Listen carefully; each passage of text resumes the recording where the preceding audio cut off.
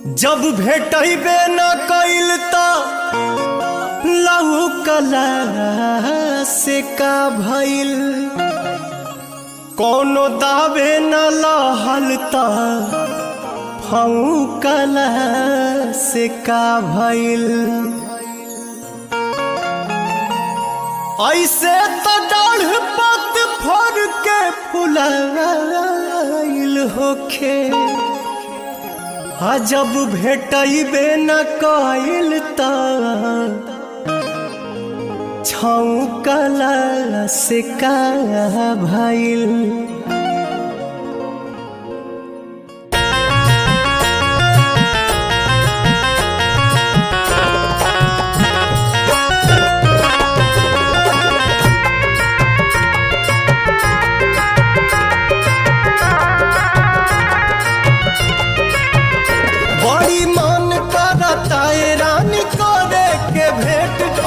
College सवेर तोहर करब हम वेट,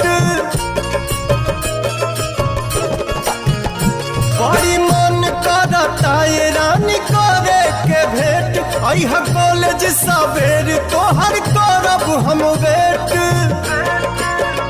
जवन भइल रहे गलती न फेर होई हो। मुहवा ओढ़नी से ओढ़नी से बांध के नई हो, ये जान न त चिन्हे में देर होई हो। ओढ़नी से बांध के नई हो, ये जान न त चिन्हे में देर होई हो।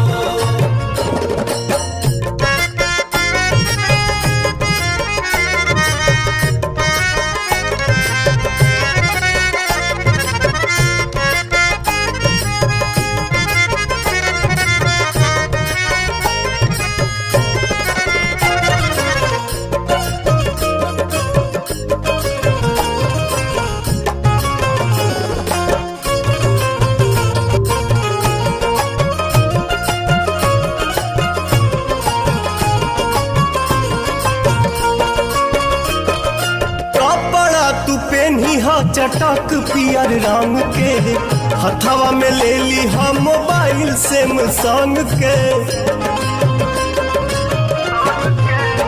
हाँ कपड़ा तू पहनिहा चटक पियर रंग के हथवा में ले ली हम मोबाइल सैमसंग के। कॉल करी हम फिर बात ढेर होई हो।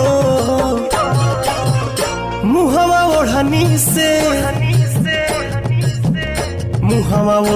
से बांध के नई हो, ये जान न त चिन्हे में देर होई हो।